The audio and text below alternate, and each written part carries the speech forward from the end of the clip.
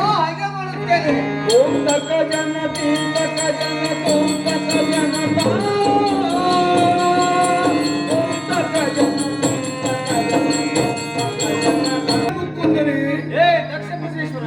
ಶ್ರೇಷ್ಠಾಲಯನನ್ನು ಕರೆತರಬೇಕೆಂದು ಶ್ರೇಷ್ಠಗೀಶನಲ್ಲಿಗೆ ಹೋದರೆ ಕೆಟ್ಟ ಮನುಜನಂತೆ ಅವಮಾನಗೊಳಿಸಿದನು.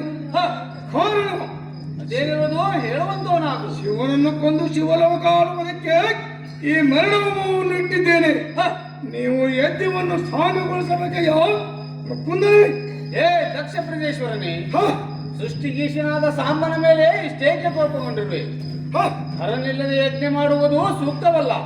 ಶಿವನನ್ನು ಕರೆಯಿಸಿ ಯಜ್ಞವನ್ನು ಮಾಡಿ ಅವಿರ್ಭಾಗವನ್ನು ಕೊಟ್ಟರೆ ಶಿವನು ಶಾಂತನಾಗುತ್ತಾನೆ. ನಿನಗೆ ಈ ಕೋಪವು ಶಾಶ್ವತವಲ್ಲ ದಕ್ಷ. ಶಾಂತನಾಗು ದಕ್ಷ, ಶಾಂತನಾಗು. ಎಲೆ ಕೊಲ್ಲು ಸಹಸ್ರ ಸ್ತ್ರೀಯರೊಡನೆ ರತಿ ಕ್ರೀಡೆ ನೋಡಿ ಅವರೊಡನೆ ಸರಸ ಸಲ್ಲಾಪವನ್ನಾಡುವ ನಿನಗೆ ಮಾನ ಅಪಮಾನಗಳ ಚಿಂತನೆ ನಿನಗೆ ಗೊತ್ತು. ಆದವರಾದ ಶಿವನು ನಿನ್ನ ಮೇಲೆ ಕೋಪಗೊಳ್ಳುವನೆಂದು ಈಗ ಈ ರೀತಿಯಾಗಿ ನುಡಿಯುವಿಯಾ? ಈಗಲೇ ಮರಣೋಮವನ್ನು ಸಿದ್ಧ ಮಾಡು. ಹೇ ದಕ್ಷ ಪ್ರಜೇಶ್ವರನೇ, ಚತುರ್ದಶಿ ಭುವನವನ್ನು ಆಳತಕ್ಕ ನನಗೆ ಮತ್ತೊಬ್ಬರ ಅಂಜಿಕೆ. ಇದೆಂತ ಮಾತನಾಡಿದಿ? ದುಷ್ಟ ನಿಗ್ರಹ ಶಿಷ್ಟ ಪರಿಪಾಲಕನೆಂಬ ಬಿರುದಾಂಕಿತನಾದ ನಾನು ಮತ್ತೊಬ್ಬರ ಅಂಜಿಕೆಗೆ ಬೆದರುವುದು ಉಂಟೆ? ಹೇ ದಕ್ಷ ಪ್ರಜೇಶ್ವರನೇ, ಇರಲಿ.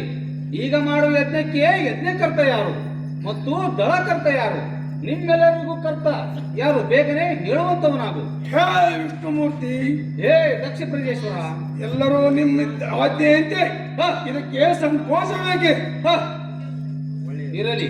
ಹೇ ದಕ್ಷ ಪ್ರಜೇಶ್ವರ, ಈಗ ಮಾಡುವ ಯಜ್ಞಕ್ಕೆ ಯಜ್ಞಕರ್ತನು ನೀನು, ದಳಕರ್ತನು ಅಜನು, ನಿಮ್ಮೆಲ್ಲರಿಗೂ ಕರ್ತನು ನಾನು.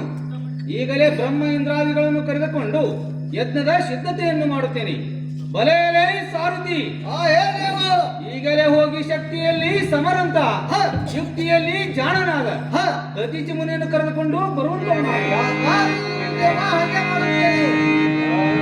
ಹರನ ಪಾದ ಕಂಡು ಧನ್ಯನಾಗುವೆನು.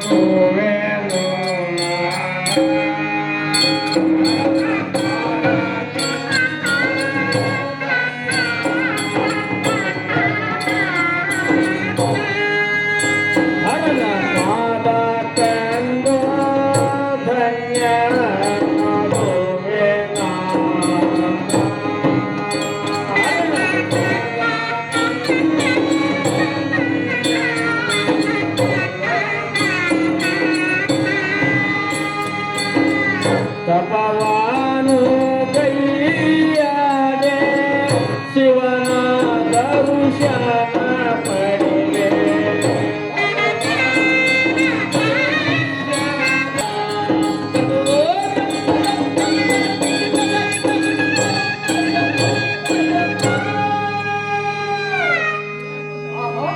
ಎತ್ತ ನೋಡಿದರು ಚಿತ್ತಜರು ಕಾಣಲಿಲ್ಲವಲ್ಲ. ಈಶ್ವರನೇನೆಂದು ಮೋಸದಿಂದ ಯಜ್ಞಕ್ಕೆ ನನ್ನನ್ನು ಕರೆಸಿದಿರಲ್ಲ. ಹೇ ದಕ್ಷ ಪ್ರಜಾಪತಿ, ಶಿವನಲ್ಲಿಹನು ಬೇಗನೆ ತೋರಿಸುವಂತವನಾಗು. ಹೇ ಮುನಿವರರೇ, ನಾನು ದ್ರಾಕ್ಷಾಯಣಿಯನ್ನು ತೆರೆಯಲಿಕ್ಕೆ ಕೈಲಾಸಕ್ಕೆ ಹೋದರೆ ಆ ಮುದಿಜಗಮನು ಮುಂದಕ್ಕೆ ಬಾ ಎಂದು ಕರೆಯಲಿಲ್ಲ, ಮರ್ಯಾದೆಯನ್ನು ಕೊಡಲಿಲ್ಲ. ದೇವಗಣದ ಮಧ್ಯದಲ್ಲಿ ನನ್ನನ್ನು ಅವಮಾನಗೊಳಿಸಿದನು. ಕಾರಣ ಪೂಜೆ ಬೆಳಕನ್ನು ಕೈಲಾಸಕ್ಕೆ ನಾನೇ ಅಧಿಪತಿ ಆಗಬೇಕೆಂಬ ಲವಲಿಕೆಯಿಂದ ಈ ಮರಣ ಹೋಮವನ್ನು ಇಟ್ಟಿದ್ದೇನೆ. ಈ ಯಜ್ಞವನ್ನು ಸಾಂಗಗೊಳಿಸಬೇಕಯ್ಯ ಮುನಿ ಪುಂಗವ. ಆ ಪರಶಿವನು ನನಗೆ ಮರ್ಯಾದೆ ಕೊಡಲಿಲ್ಲ ಎಂಬ ಕಾರಣಕ್ಕಾಗಿ ಈ ಮರಣ ಹೋಮವನ್ನು ಇಟ್ಟಿದ್ದೀಯಾ? ಸಹಜ ಮಾತು.